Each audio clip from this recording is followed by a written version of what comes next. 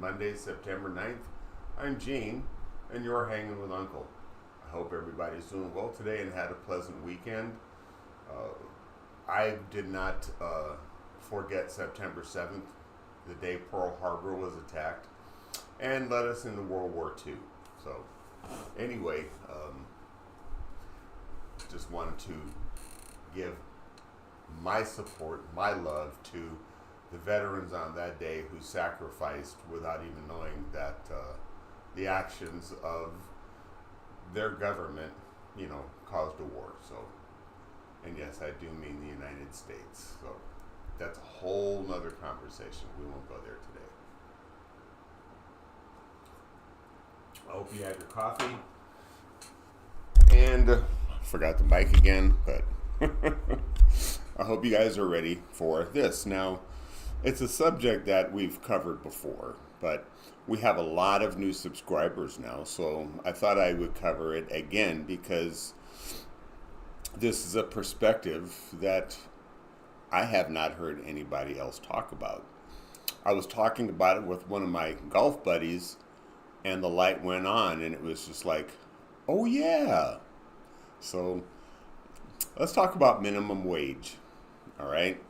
Now, when the government established the minimum wage law, back in 1938 with FDR, the legislative intent was to make sure that workers, our labor force, earned enough money to live without needing government assistance. That's the Minimum Wage Act. But nobody talks about that. The law has not changed. Instead, what we have is a shift, in my opinion, and I'd love to know your thoughts, leave them in the comments section, is how the rich, the 1%, is pulling the wool over the eyes of America to justify stealing your money. So, when I was a state employee at the state of Arkansas, my job got privatized. And the private company that came in, Millennium Enterprises out of Scottsdale, Arizona, I'm going to call them out because you guys are a bunch of thieves, offered me less than half of what I was making on my state salary and tried to justify it by saying, well, this is what's the standard in the industry. Again, that's just a lie, a way people try to justify taking your money to put in their pocket and cause a further wealth transfer from the working class to the rich. And when I talk about minimum wage, so let me put it in perspective. When I say less than half, when I retired from the state of Arkansas, I was making $20 an hour, and Millennium Enterprises came in and only offered me $9.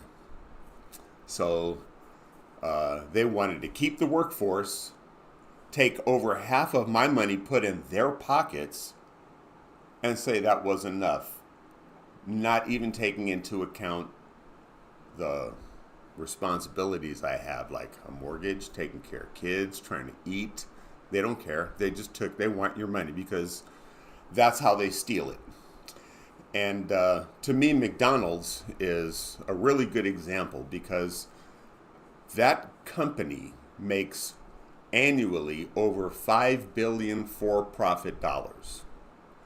And when you talk about, paying people a decent wage, now they want to try and justify stealing your money by saying, well, why should I pay you a living wage when all you're doing is flipping burgers? That's minimal skill.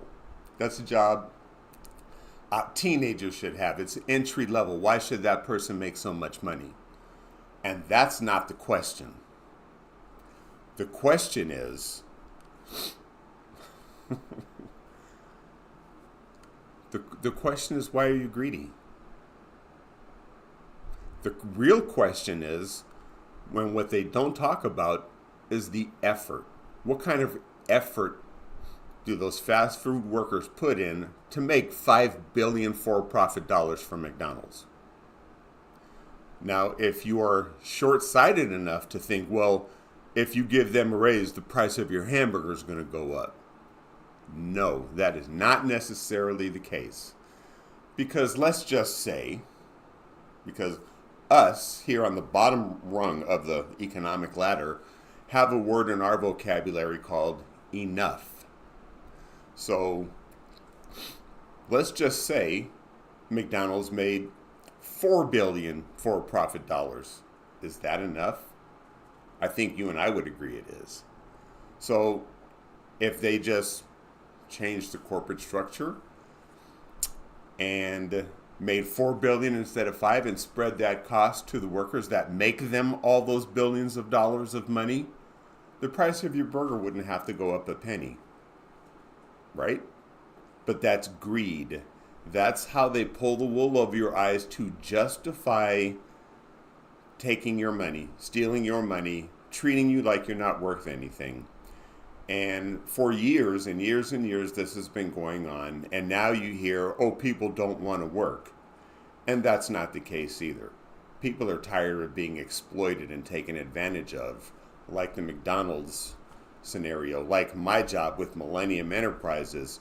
People are tired of being taken advantage of. And, I'm sorry, but I don't agree with that.